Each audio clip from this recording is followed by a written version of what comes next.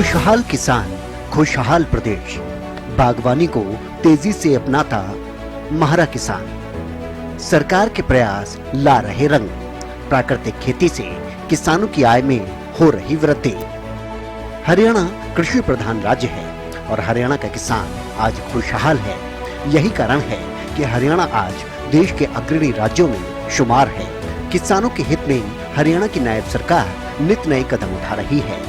अनगिनत योजनाएं किसानों को उन्नतशील और प्रगतिशील बनाने के लिए हरियाणा की सरकार की तरफ से चलाई जा रही हैं। किसानों को प्राकृतिक खेती और बागवानी के प्रति जागरूक करने के लिए सरकार के प्रयास अब रंग भी ला रहे हैं। बाग लगाने पर किसानों को 70% तक सब्सिडी भी दी जा रही है। बागवानी को अपनाकर किसान अपनी अतिरिक्त आमदनी सुनिश्चित कर रहे हैं। बागवानी खेती का एक ऐसा तरीका है जिसमें फसलों के साथ साथ फलों के उत्पादन में भी आमदनी की जा सकती है। सरकार की ओर से किसानों की आमदनी बढ़ाने के लिए बागवानी विभाग के माध्यम से कई प्रकार की योजनाएं चलाई जा रही हैं। किसानों को बागवानी विभाग की योजनाओं के अनुसार बाग लगाने पर 70% तक की सब्सिडी दी जाती है। इसके अलावा किसानों को बागवानी विभाग की योजनाओं से अवगत करवाने के लिए प्रदेश के सभी जिलों में जागरूकता अभियान भी चलाए जा रहे हैं। विभाग की योजनाओं के तहत अमरूद, किन्नू और बेर के बाद हाइब्रिड सब्जियों, सब्जी बीज उत्पादन, मधुमक्खी पालन और संरक्षित खेती पर अनुदान देने का भी प्रावधान है। इसके लिए मेरी फसल मेरा ब्यौरा पोर्टल पर फसल का रजिस्ट्रेशन आवश्यक है। इसके अतिरिक्त बागवानी बीमा योजना के तहत प्राकृतिक आपदा से सब्जियों और बाग पर भी प्रति एकड़ के हिसाब से मुआवजा दिया जा रहा है। साथ ही राज्य में किसानों को सस्ते दामों पर पौधों के साथ ही अनुदानित मूल्य पर कृषि यंत्र उपलब्ध करवाए जा रहे हैं ताकि बागवानी खेती में इन यंत्रों के उपयोग से उत्पादकता को बढ़ाया जा सके। इसके अलावा हरियाणा सरकार ने राज्य में बागवानी क्षेत्र के लिए बड़ा कदम उठाया है। राज्य में बागवानी फसलों को बढ़ावा देने के लिए सरकार किसानों को बागवानी में उपयोग होने वाले 30 से ज्यादा कृषि उपकरणों को खरीदने के लिए बम्पर सब्सिडी दे रही है। इन कृषि यंत्रों के उपयोग से किसान बागवानी खेती के कामों को कर रहे हैं। इससे फसलों की उत्पादकता भी बढ़ रही है।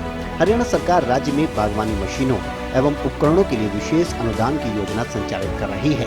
इसके अंतर्गत सरकार बागवानी में उपयुक्त 30 से ज्यादा मशीनों और उपकरणों पर किसानों को 40 से 50% तक सब्सिडी उपलब्ध करवा रही है। यानी इसमें राज्य बागवानी विभाग द्वारा कृषि मशीनों और उपकरणों की इकाई लागत का 40 से 50% अनुदान का लाभ किसानों को सीधा मिल रहा है। सरकार द्वारा बागवानी मशीनों पर अनुदान देने का उद्देश्य हरियाणा में बागवानी फसलों की खेती को बढ़ावा देने और किसानों की आर्थिक स्थिति में सुधार करना है। इसके अलावा हाल ही में पेश किए गए बजट में भी बागवानी पर मुख्यमंत्री नायब सिंह सैनी का खास फोकस रहा। प्रदेश के सभी 22 जिलों में बागवानी मिशन को लागू करने का निर्णय इस बजट के जरिए लिया गया। इसके साथ ही अम्बाला जिले में लीची, हिसार जिले में खजूर और यमुनानगर जिले में स्ट्रॉबेरी उत्कृष्टता केंद्रों का फैसला भी लिया गया है। इन तमाम योजनाओं का लाभ हरियाणा के किसानों को आज मिल भी रहा है। किसान इन योजनाओं का लाभ लेकर बागवानी और प्राकृतिक खेती को हरियाणा के अंदर तेजी से अपना रहे हैं। अनगिनत किसान ऐसे हैं जो आज प्रगतिशील किसान की श्रेणी में आकर खड़े हो चुके हैं। ऐसे ही एक प्रगतिशील किसान हैं रेवाड़ी के रहने वाले सतवीर सिंह। रेवाड़ी के गांव सुभासेड़ी के खुशहाल किसान सतवीर सिंह ने एक बड़ी कंपनी की नौकरी को छोड़कर अपने पुरखों की पुश्तैनी 12 एकड़ भूमि में से 4 एकड़ भूमि पर नेचुरल फार्मिंग कर किन्नू, घिया, गोभी, मूली, गाजर और अन्य सीजनल सब्जियों की बागवानी कर पहले से अधिक मुनाफा कमाया है और सरकार की महत्वाकांक्षी योजनाओं का जमकर लाभ भी लिया है। प्रगतिशील किसान सतवीर सिंह का कहना है कि हमारे प्रदेश की नायब सरकार ने किसान की आय को दोगुना कर उन्हें एक प्रगतिशील किसान का दर्जा देने में अनेकों महत्वाकांक्षी योजनाएं चलाई हैं, जिनका प्रदेश के किसानों को भरपूर लाभ मिल रहा है। प्रगतिशील किसान सतवीर सिंह ने कहा कि वो इस गांव के पहले ऐसे किसान हैं जिन्होंने सबसे पहले मिल्चिंग और ड्रिप पर आधारित नेचुरल फार्मिंग को अपनाया और आज वो 1.5 से 2 लाख रुपए प्रति महीने के हिसाब से मुनाफा कमा रहे हैं और उन्हें देखकर गांव के अन्य किसान भी आज नेचुरल फार्मिंग को बड़ी तेजी के साथ अपना रहे हैं। सतवीर सिंह ने बताया कि कृषि यंत्रों के साथ मिल्चिंग और ड्रिप पर 50% सब्सिडी भी उनको मिली और ये सब्सिडी सीधे उनके खाते में आ जाती है। सतवीर सिंह बागवानी कर सीजनल सब्जियां उगाते हैं। अब उन्हें 6 महीने तक परंपरागत फसलों गेहूं और सरसों से मिलने वाले मुनाफे का इंतजार नहीं करना पड़ता। उन्होंने कहा कि कृषि और बागवानी विभाग में भी उन्हें हर प्रकार की कृषि सहायता मिल रही है। कृषि विभाग समय समय पर कृषि मेले भी लगाते हैं और किसानों की समस्या का हल करने के साथ ही उन्हें प्राकृतिक खेती करने के लिए जागरूक किया जाता है। साथ ही प्रगतिशील किसान सतवीर सिंह का कहना है कि उन्हें मार्केटिंग में भी ज्यादा दिक्कत नहीं आती, क्योंकि उनकी अधिकांश सब्जियां उनके खेत से ही लोग खरीद कर ले जाते हैं और बाकी वो बाजार में रिटेल में ही बेच देते हैं।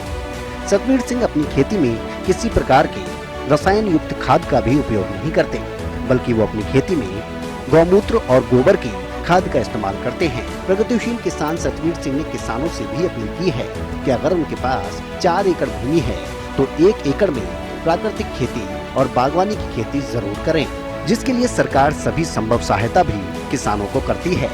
सरकार की किसानों के लिए चलाई जा रही कल्याणकारी योजनाओं के लिए सतवीर सिंह ने सरकार का तहे दिल से धन्यवाद भी किया। सबसे पहले तो आपका पूरा परिचय जानना चाहिए। मेरा नाम सतवीर सिंह है जी, गांव सुब्बा शेड़ी, पिताजी नाम जसराम है, जो कि रेवाड़ी डिस्ट्रिक्ट के अंदर बावड़ ब्लॉक में अंदर आता है। सतवीर जी, कब से आप ये बागवानी का काम कर रहे हैं? क्योंकि हमारी यहाँ की मुख्य फसलें तो परंपरागत जो हैं गेहूँ और सरसों है, अब आप बागवानी की तरफ बढ़े, क्या कहेंगे? इसके पीछे कारण क्या मानते हैं? ये कारण दे देंगे तो मैं चीज़ समझो कि बेरोजगार समझोगे। एक तो क्योंकि कुछ लोग जब कंपनी में जाते हैं तो हमें तो अच्छा लगा नहीं कंपनी, हमने करके देख लिया, हम छोड़ दी कंपनी। उसके साथ साथ अपने 12 एकड़ हमारे पास जमीन, तो अपनी परंपरा खेती भी करते हैं। 3-4 एकड़ के अंदर में बागवानी करते हैं। 3-4 एकड़ में? हाँ जी। 2019 में बागवानी में स्टार्ट हुआ था 1 एकड़ से जी। और गाँव में सबसे पहला आदमी था जिसमें ड्रिप और मल्चिंग से काम स्टार्ट किया था जी। उससे पहले मेरे गाँव में कोई नहीं लगाता था। आज के दिन लगभग 50 एकड़ के अंदर ड्रिप और मल्चिंग से मतलब काम कर रहे हैं लोग बाग, और ये समझो कि पानी की बहुत से ज़्यादा बचत हो रही है उसके अंदर। बागवानी में अभी क्या क्या आपने यहाँ पर लगाया हुआ है? हमने जो भी आधा एकड़ में नींबू लगा रखा है, चप्पल टिंडा है, जुगनी है, उधर गोभी है, मूली है, अभी प्याज की तैयारी चल रही है पीछे। किसमें ज़्यादा मेहनत लगती थी, हमारी गेहूँ और सरसों की फसलों में या फिर इस बागवानी के अंदर, और किसमें ज़्यादा मुनाफा होता है? गेहूँ सरसों में तो देखो जी मेहनत उसमें भी ज़्यादा ही है भाई, टाइम पर लेबर ना मिलना, ठीक है। कभी ओला पड़ गया, बारिश होगी तो उसमें मेहनत ज़्यादा है, वो 6 महीने आदमी इंतजार करना पड़ता है। इसमें कि अगर मेरे घर में 2 आदमी 3 आदमी हमारा थोड़ा भी कर सकते हैं, तो भी कोई भी आदमी करे तो अपना थोड़ा में डेली वेज अपना काम आराम से निकाल सकता है। और डेली नकदी आपसे समझोगी। अब जैसे चप्पल टिंडा की खेती है, वो 35 दिन 40 चालू हो जाती है जी, तो हमारे 35 दिन डेली पैसे आने लग जाएंगे जी। 6 महीने में कितने इंतजार नहीं करना जी। सब्सिडी जो सरकार की तरफ से दी जाती है, क्या आपने भी कभी लाभ लिया उसका? हाँ जी, हमने सब्सिडी पे हमने जैसे ड्रिप पे भी सब्सिडी ली, मल्चिंग पे भी ली, और बीज पे भी सब्सिडी ली है, और अभी हमने नींबू बाग लगा रहा है उस पर भी सब्सिडी ली है हमने। बहुत सब्सिडी ली है हमने गवर्नमेंट से। कृषि विभाग और हॉर्टिकल्चर विभाग से कितनी सहायता मिलती है आपको? किस प्रकार मिलती है? गवर्नमेंट की जो कृषि विभाग हो गया, हॉर्टिकल्चर वाले हो गए, वो भी आते जाते रहते हैं, हम भी उनके पास मिलते रहते हैं। किसी प्रकार समस्या होता है हम पूछते हैं, वो बताते हैं भाई आप ऐसा करो, इस चीज़ का बीज का वो बताते हैं, तो भी वो पूछ लेते हैं उनसे भी, किसी बीज जरूरत हो तो बताते हैं भाई ऐसा ये करो आप। बागवानी में अगर हम बात करें 1 एकड़ में, तो 1 एकड़ में कितना मुनाफा हो जाता है? बागवानी के अंदर देखो मैक्सिमम अगर आप ठीक ठाक 1.5-2 लाख रुपये आराम से एक आदमी बेनिफिट उठा सकता है जी।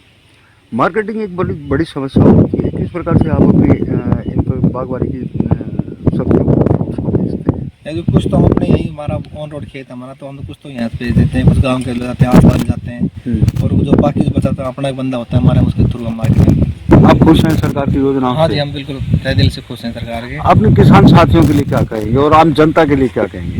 मैं तो किसान साथियों को यही कहूँगा जी कि जो भी बागवानी तरफ आना चाहता है तो सरकार से टच में रहे, हॉर्टिकल्चर वालों से संबंध आते रहे, पढ़ा मिलता रहे, पूछते रहे, बताते रहेंगे, वो काम करता रहो, उसका अच्छा बेनिफिट मिलेगा। जो आप घर से बनी हुई जो खाद है उसका प्रयोग करते हैं, और एक मार्केट के अंदर जो सब्जियां मिलती हैं या फ्रूट्स मिलते हैं, उनमें और इस बाग नेचुरल फार्मिंग के अंदर फ़र्क क्या है? क्योंकि हम जो अपना घर में जो गोबर खाद होता है पशु रखते हैं हम अपना, उससे हम अपना डालते रहते हैं खेतों में, तो उससे भी बहुत फ़र्क है। और जो बाहर मार्केट से सब्जियाँ मिलती है ना, वो अनाज पेस्टिसाइड होती है सबसे ज़्यादा, तो वो जल्दी ख़राब हो जाती है। और जो नेचुरल फार्मिंग होती है वो ज़्यादा करते हैं, उससे हमारे प्रकार से पेट में कम आता है। सरकार की योजनाओं से आपको किस प्रकार मैं सरकार को बहुत धन्यवाद देना चाहता हूँ जी, जो किसानों के बारे में इतना सोचती है, उनको लाभ पहुँचाती है, और समय समय पर कृषि विभाग की तरफ से कैंप लगाती है, और अधिकारी भी देख रेख करते हैं पूरे। हरियाणा सरकार किसानों को प्राकृतिक खेती की ओर प्रोत्साहित करने के लिए कई प्रकार के अनुदान और प्रोत्साहन राशि देती है। कच्चे माल के भंडारण प्रसंस्करण के लिए 4 ड्रम की खरीद पर प्रत्येक किसान को 3,000 रुपए दिए जाते हैं। इसी प्रकार 2 एकड़ या उससे अधिक क्षेत्र में प्राकृतिक खेती अपनाने वाले किसानों को देसी गाय की खरीद पर 25,000 की सब्सिडी दी जाती है, जो अब वर्ष 2025 से बढ़ाकर 30,000 रुपए प्रति एकड़ कर दी गई है। इसके अलावा प्राकृतिक रूप से उत्पादित उत्पादों की पैकेजिंग और ब्रांडिंग के लिए प्रति किसान 20,000 का प्रावधान किया गया है। साथ ही राज्य सरकार 2022-23 से सतत कृषि रणनीतिक पहलों को बढ़ावा देने और किसान कल्याण कोष के तहत प्राकृतिक खेती को लागू कर रही है। इस योजना का मुख्य उद्देश्य प्राकृतिक खेती को बढ़ावा देना, मिट्टी की उर्वरता को बढ़ाना और रसायन मुक्त कृषि की ओर किसानों को जागरूक करना है। प्राकृतिक खेती को बढ़ावा देने के लिए राज्य सरकार ने बड़े पैमाने पर जागरूकता अभियान, किसान गोष्ठियां, कार्यशालाएं, प्राकृतिक खेती मेले और अधिकारियों और किसानों के लिए एक्सपोजर विजिट शुरू किए। इसके अलावा राज्य सरकार ने किसानों और कृषि विभाग के अधिकारियों के लिए गुरुकुल कुरुक्षेत्र, हमेटी जींद, घरौंडा करनाल और मंगियाना सिरसा में 4 प्रशिक्षण केंद्र बनाए हैं। अब तक करीब 10,000 किसानों और अधिकारियों को यहां से प्रशिक्षण दिया गया है, जिसमें युवा किसान, महिलाएं और सरकारी कर्मचारी भी शामिल हैं। हरियाणा सरकार के ये कदम न केवल किसानों के लिए एक स्थायी और लाभकारी कृषि पद्धति को बढ़ावा दे रहे हैं, बल्कि ये पर्यावरण की रक्षा में भी योगदान दे रहे हैं। प्राकृतिक खेती के माध्यम से खेती की लागत में कमी आती है और किसानों को रसायन मुक्त, स्वस्थ और उच्च गुणवत्ता वाले उत्पादों का उत्पादन करने का अवसर मिलता है। साथ ही हरियाणा की नायब सरकार की तरफ से किसानों को प्राकृतिक खेती करने और आय दोगुना करने के लिए जागरूकता के अनेकों प्रकार के कार्यक्रम लगातार चल रहे हैं। सतवीर सिंह जैसे बहुत से किसान ऐसे हैं जो आज के समय में हरियाणा सरकार की तरफ से चलाई जा रही किसान हितकारी योजनाओं का लाभ उठाकर अपनी आय में लगातार वृद्धि करने का काम कर रहे हैं।